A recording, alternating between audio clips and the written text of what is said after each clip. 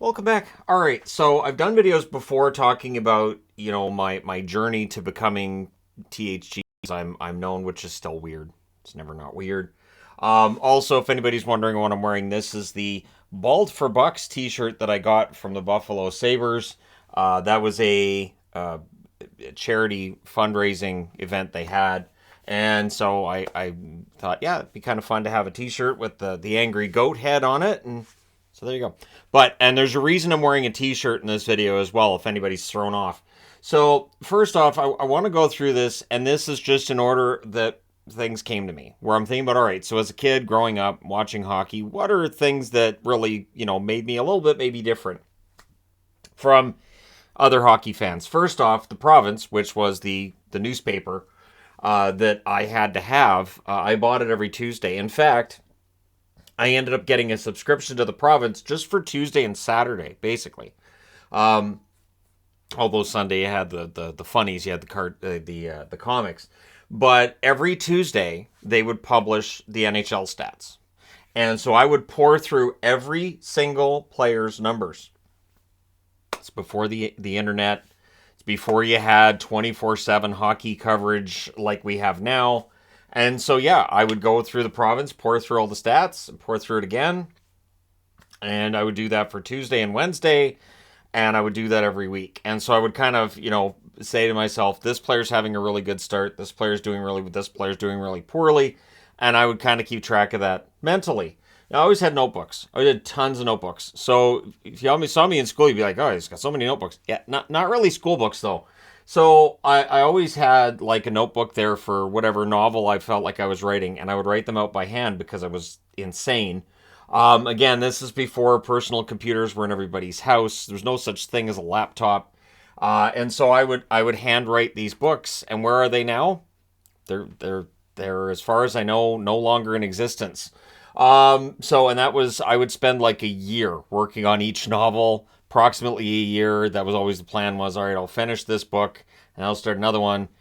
And yeah, eventually, I did start writing them on computer, and they're available on Amazon. I self-published. At some point in time, in my future, I will go back and re-edit those books and publish them properly, go through an actual publishing house.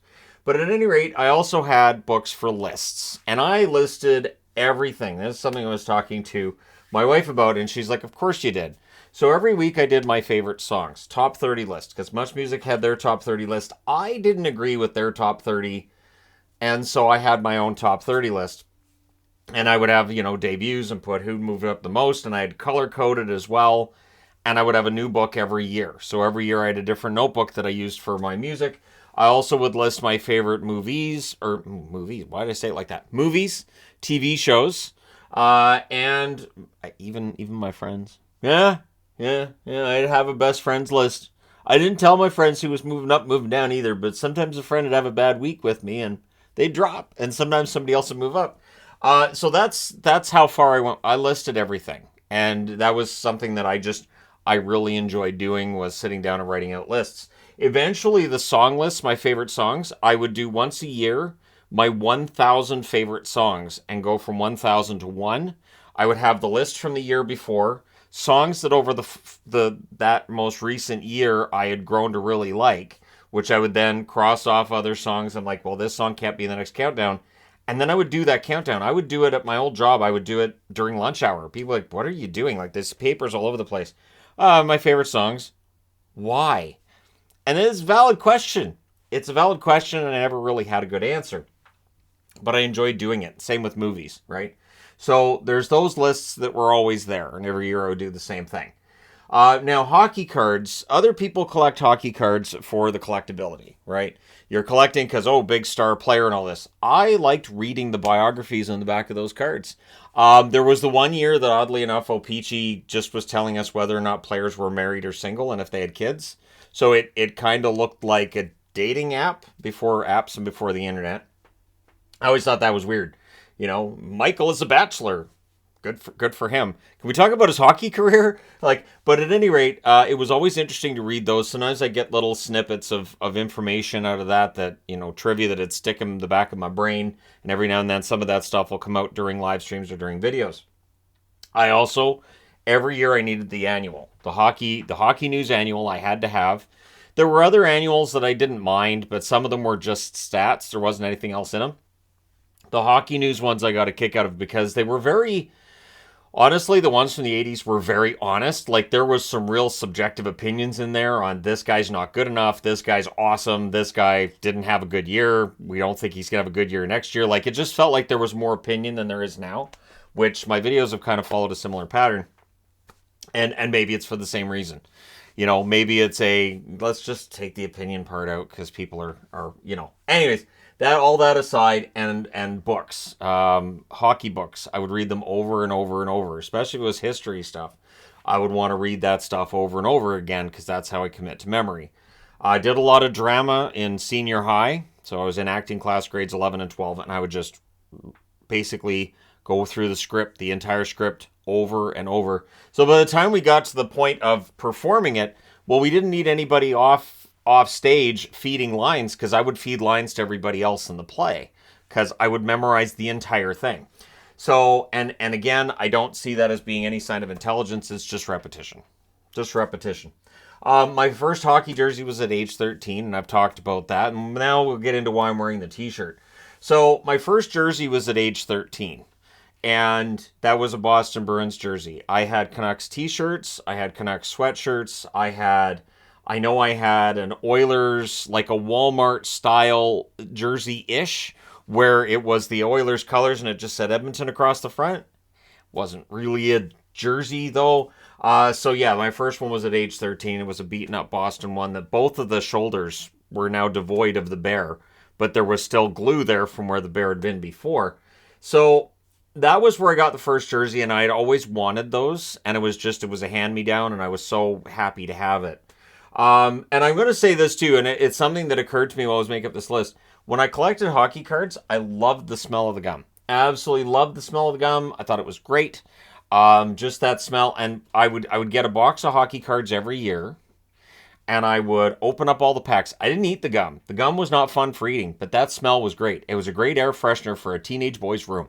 Every time I opened the door to my room, I'd be like, bubble gum, cool, that's great. That's much better than the smell of this teenage boy, because it's not a good. No, there's no such thing as a deodorant you're going to pick up that goes, oh, teenage boy smell. That's what I need. Even as a teenager, I knew that would be a bad thing. But it is too bad that for kids coming up now that if they collect hockey cards, there isn't that gum. Now, I understand why. There are nightmare scenarios of people opening up rookie card, Mario Lemieux, and it's stuck there. And there's ways to get that gum off of there, but it can stain the card. And of course, if you're buying cards from that era, you're better off not opening those packs, even if you're curious, because of the fact that you could see that the gum has basically destroyed what was in the pack. I went through that with a box of stickers I got a few years back. I was like, this will be fun. Old stickers from the 80s. Wasn't fun. The gum had done a number on those stickers, and I never did finish opening that box of stickers because there were just too many that had been damaged by the gum. So I understand why it's not in there anymore, but it's too bad. When O-Pee-Chee, because the funny thing is, the hockey cards were kind of a throw-in. They were selling the gum initially, and of course, eventually things switched to where people were collecting the cards more than anything else. My first pennant was a 1981 Stanley Cup Final pennant. So Islanders, Minnesota North Stars, and it was signed by Kevin Maxwell, who was at a store down at the end of my trailer park. Because of course I grew up in a trailer park. Where else would I grow up? Canada. But when I met him and he signed it, and I was like, this is awesome. This guy played for the Minnesota North Stars. I watched them go to the final. This is like mind-blowing. So for me as a little kid, that was fantastic. That pennant I had for quite some time. Eventually, almost anything that I collected as a kid, I would just give away or get rid of because, I've grown up now. I don't need that anymore. Yes, I wish I still had that pennant. That would be awesome. I didn't wear Canuck jerseys or shirts. Jersey is the wrong term because I didn't have a Canucks jersey when I was in middle school, which we used to call junior high.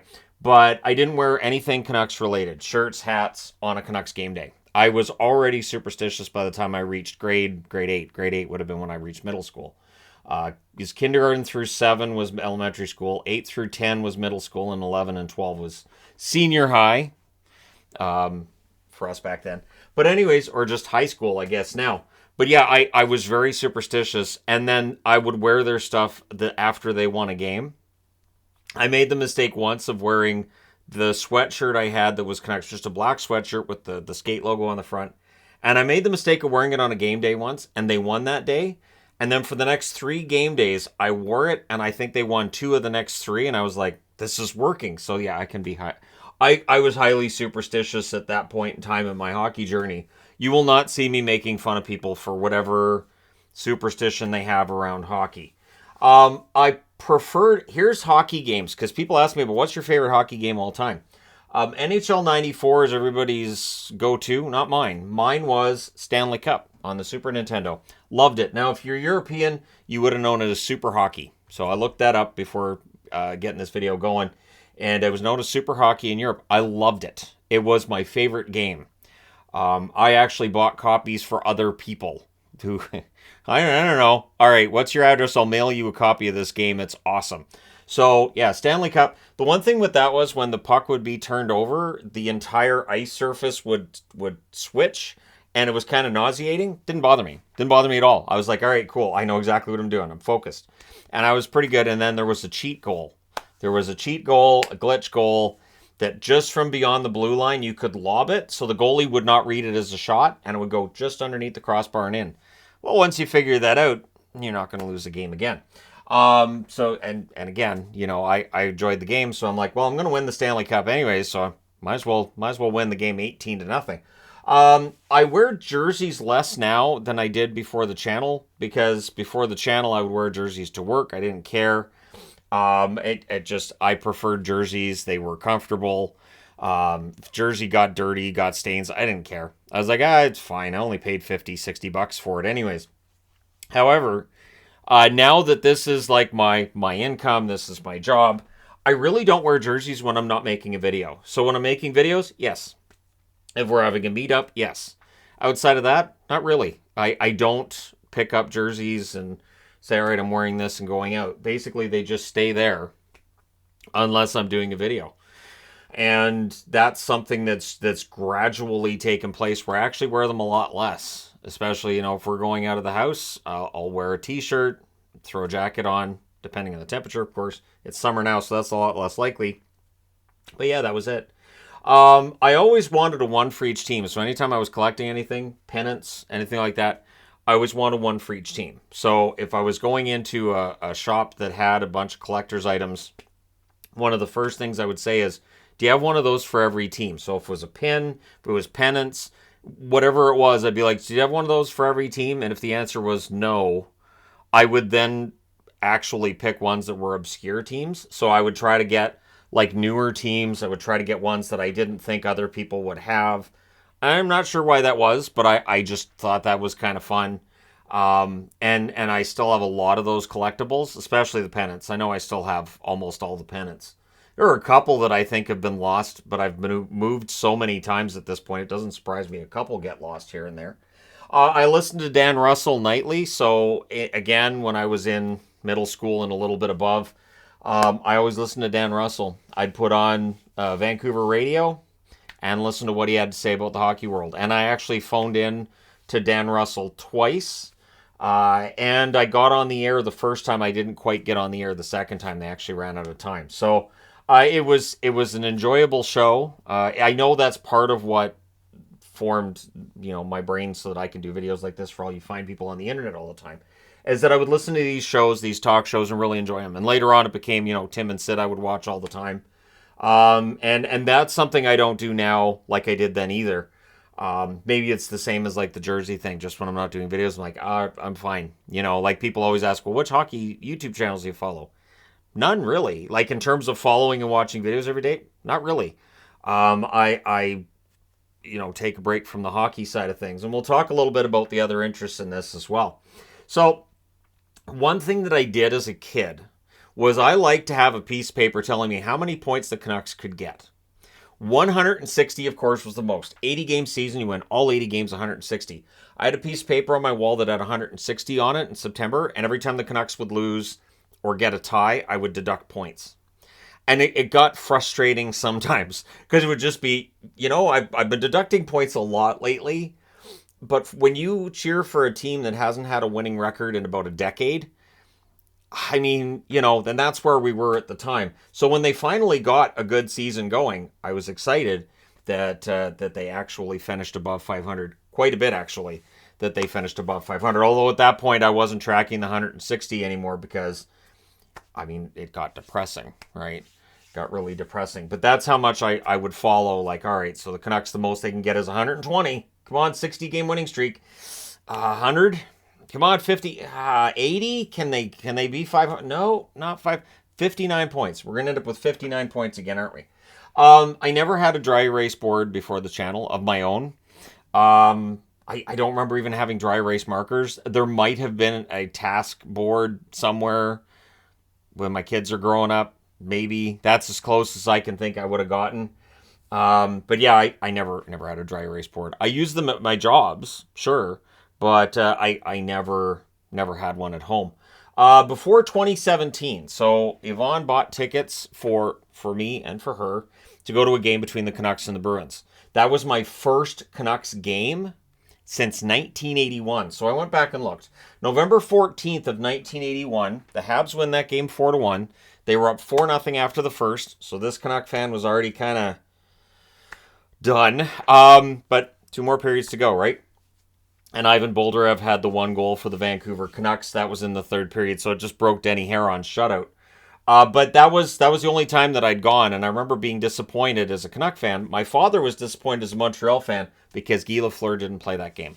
So he's kind of like, we got tickets.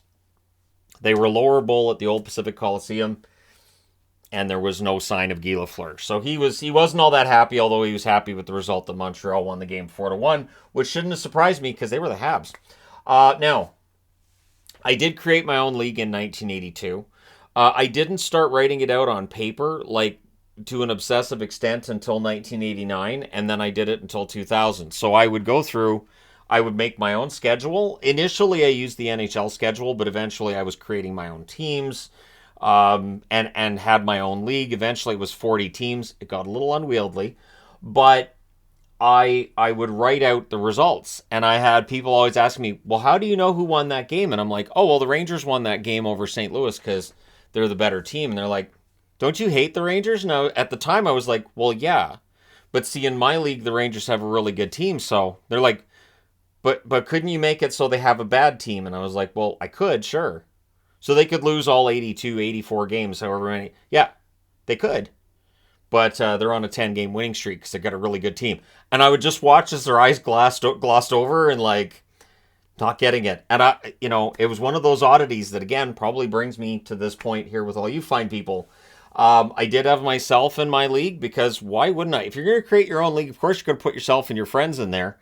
It got to be an awkward conversation, though, that like sometimes I would put a friend of mine in there and I'd be like, yeah, so season's done. You got 10 goals this year. And like, 10? And I'm like, well, yeah, you got bumped down to the 4th line and, then they made a trade and, and trying to explain this again to people that are like, what? How? But this, again, you could have given me 50 goals. Yeah, but I didn't. Well, how many goals did Dave get? Dave got like 30. Why does he get 30? So it did lead to some interesting conversations, although a lot less awkward than putting your friends into a science fiction novel, having to sit down with them and say, so I killed you off last night. Don't know what happened. I started a scene and next thing I knew you were dead. So that's a much more awkward conversation to have. Now, in terms of international play, obviously I cheered for Canada. I would cheer for German teams because they wore the Canucks colors, red, yellow, and black. And I cheered for Sweden very often too because the Swedish team almost always had a lot of Canucks. And so, yes, I would cheer for Canada, but Sweden was my backup. Like I will, if they go out there with all those Canucks, if Thomas Gradin could win a medal, that'd be great. If he can win a world championship, fantastic, and just various others. There were a lot of players. This idea of Swedish players, and of course right now with Vancouver, Swedish players are popular. That's always been the case. That team has always gravitated towards European players, and so I'm not surprised when they do. I had NHL everything. So I had NHL rulers. I had multiple. I would buy 4, 5, 6. I would just kept buying them. Erasers, pencils. But here's the funny thing: I wouldn't use those pencils. I would buy a bunch of NHL pencils. I wouldn't want to use them because it had all the logos for the Canadian teams on it. I think the one at the bottom was Quebec. Well, I didn't want to, use the pencil and then have the Quebec logo gone. So I'd buy these pencils and not use them as pencils. I would just have them, which, again, as a kid, kind of odd behavior, I think. But I had to get anything NHL. If we were in a store and I saw anything that was National Hockey League related, it didn't matter what it was. Plates, I don't care what it is. I want that. And I would try to keep it reasonable. If it was expensive, I'd be like, Mom's going to say no, but I would still ask, because if you don't ask, they don't have a chance to say no, which women have never had a problem saying no to me. So maybe I was prepared for that by my mother. But yeah, so I definitely had NHL everything. And as long as I could, I think I had NHL curtains at one point. It's a lot. Also, I preferred watching. Here's one thing about me. I do preferred then watching hockey alone rather than with people. If I watch with people who are the embodiment of Rob Schneider's character in Waterboy, got their heads off, and then something bad happens, and oh no, we suck again. If you have that huge swing, the fans that have those huge swings during the game where like your team scores and you're like, yeah, we're gonna kick ass, we're great, and then the other team scores and like, I knew they were gonna blow it. I knew it. This is stupid. I don't even know why I cheer for this team. It's aggravating. I've always found that aggravating. And the other aggravating part too is when you get somebody who's, wearing all the hockey gear, and then the game starts and they're like, who's that? He's our star defenseman. I know I'm saying ours if I'm a member of the Canucks. Fans do this. But it would be frustrating to be like, well, I never heard of him. How have you not heard of him? He's been in Vancouver for a year and a half. Well, his team usually sucks, so, Yeah, I've actually preferred watching hockey by myself, and I'm not a really expressive hockey fan. I do have temperamental moments, but not very many. It can happen. Boston and Vancouver have both caused those moments, but in general, I'm pretty quiet watching hockey games. Pretty anticlimactic to watch a hockey game with, really. But I do prefer watching them by myself over watching them with people. So I never went out to a bar and watched hockey. Now, wrestling, sure, I'll go to a bar and watch wrestling. That's fun. Golfing. I taught myself how to golf in my backyard. Now, my backyard, the grass was like yay deep, right? So it was, hitting a golf ball. Plus, I used a putter. Yeah, all I had was a putter, and the grass was yay deep. And I mean, I would basically make it so I'd created a hole at the other end of the there's a fire break in my backyard. And so I would try to go from one end of that to the other. And I mean, I could just smoke that ball with a putter. So when I actually got out onto a golf course for the first time, I remember it was with my school, and my teacher watched me swing, and I swung a golf club the same as a hockey stick. So when I watched Happy Gilmore, I was like, I don't see what everybody's laughing at. That looks perfectly reasonable to me, because I did that. And I mean, I could hit the ball pretty far. Was it accurate? No. But the teacher came over and said, here's how you swing, and he taught me the proper swing, and I'm grateful for that. I never hit the ball that far again. So that was one thing. Swinging, because I taught myself. Nobody was around to tell me I wasn't doing it right, so I did it myself. The grass was ridiculously long, so I had to use really brightly colored golf balls, or they were gone. So yeah, that was the thing. Now, also, with the lists and everything and the league stuff, sometimes that was a coping mechanism. I've talked about how, as a YouTuber, I understand the need for routine. Sometimes those lists were my routine. So, it was Friday. Well, I got to do my music list, my favorite songs. It's hockey season. I got to get through, and I've got to, figure out this schedule of mine for my hockey league. And very often those lists and all of that were part of just coping, that maybe the everyday wasn't great. Maybe my day-to-day life wasn't great. So having these lists and these things that help me cope, absolutely. It did help on some level, right? So that was definitely part of it. Traveling. So one thing I always get in live streams is, have you been to? No. And here's the reason. So I had never really left Canada for travel, for an actual trip, until I met my wife. It was 2018 when I got my first ever passport.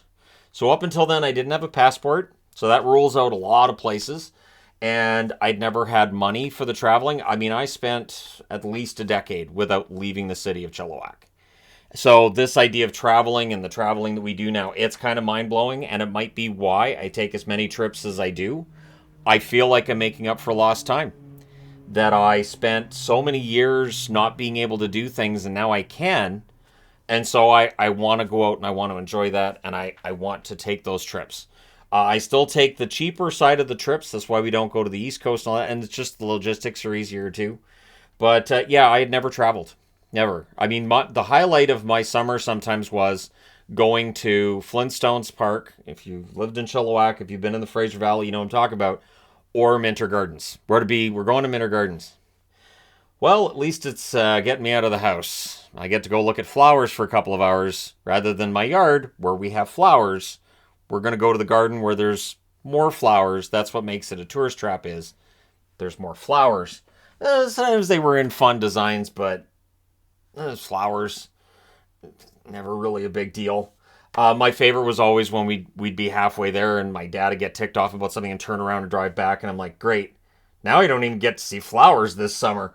So yeah, there's that. One thing that I've done, and I know I've seen people say, oh, it's a flex. It's something I've always done, and it's one of those things that when your brain doesn't work like other people's, and clearly mine I don't think does, I've always repeated teams in alphabetical order, going back to the early 80s.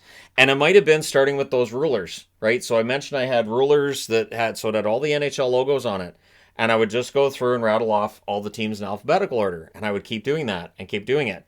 And then when other teams got added, so San Jose, Ottawa, Tampa Bay, Anaheim, Florida, Nashville, Atlanta, Columbus, Minnesota, in that order, I would start putting them into it. And it always got like frustrating.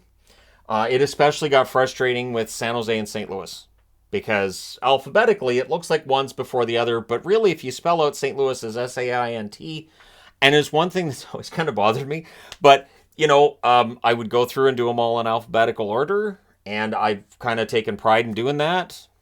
And I know the one thing I try to do as well is the Stanley Cup champions from 1980 and through until now.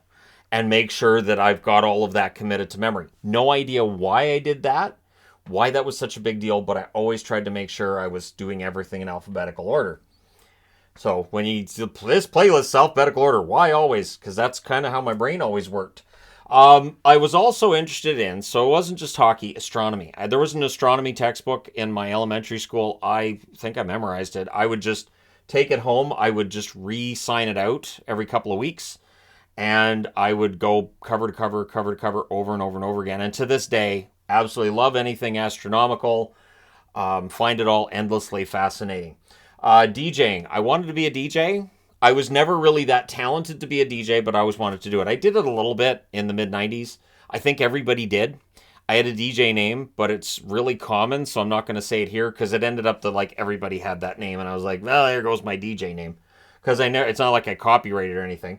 Writing was something I was always interested in. I did sci-fi. I tried doing like young romance too. I was crap at writing it. And then I got into reading Dean Koontz. So suddenly all my books became thrillers, which, it hit and miss at points, but I think there was some good stuff I wrote there again at some point in time in my life. Maybe I sit down, unlock that part of my brain again and write out a couple more psychological thrillers. I was also very interested in music, which also led to an interest in singing. The problem is I'm tone deaf. I didn't realize it either until there was a karaoke and there was a tape of the karaoke and I listened to it and my heart sank. I was like, that's not how it sounds to me. So what I hear in my voice, or what I hear of my voice when I sing, to me it sounds good. What you hear is terrible. I will never allow my singing voice to be heard by others. I know my wife has at times heard it when I'm not aware, but yeah, it's not great. So I really wanted to get into music. I really wanted all that. I used to like try to make album covers and make up songs, and yeah, that was never going to happen. You have to have talent, it turns out. At least then you did. Now you just auto-tune everything. So I guess you could auto-tune me, and I couldn't do it. I did like mailing letters to hockey players. The ones that I remember especially, Rich Sutter. I remember Rich Sutter because he had been traded, and I was ticked off that the Canucks traded him. So I actually wrote him a letter and said, you're one of my favorite hardworking Canucks. All the best to you in St. Louis, kind of thing. And then I got a signed card back from him, which I thought was awesome. Troy Gamble, I sent a letter to as well. That's when he was dealing with his concussions, and basically just wrote him a letter to say, hey, hope all is well with you. Hope you can come back and play well for the Canucks, because he'd had a really good start with Vancouver. And it looked like with Gamble and McLean, they were going to have a tandem for years. But yeah, Gamble's concussions shortened his career. And Ryan Walter. Ryan Walter, probably one of the most caring people that I had ever dealt with when it came to anything, really. For somebody who didn't know who I was, and I mean, I told some of my life story to him, and he sent books and stuff, and he's just, if you need anything, you let me know. And he was very clear that if I wrote to him again, he would immediately respond, which kind of threw me off a little bit. And I was like, I appreciate the offer, but yeah, I will never say anything bad about Ryan Walter. Great guy. And, nice long history in hockey for Ryan Walter as well. So yeah, I got nothing bad to say there. One thing that I used to do when I was a kid too, I sometimes chose to listen on the radio rather than watch on the TV. I had it in the back of my mind that I would jinx the Canucks if I watched them, or that I would get so upset watching them lose that it ruined my next couple of days, because it had. There were definitely times where I was just upset for days because the Canucks had blown it. Now I'm kind of numb to it. But yeah, back in the 80s, there were definitely times that it was like, man, that's just, they had a lead, and then they didn't, and yeah. And then floor hockey. Floor hockey, of course, I do the street hockey that we have meetups with. We have one this Saturday as well. I loved playing floor hockey. I was always good at playing floor hockey. Not offensively talented, but I liked blocking shots.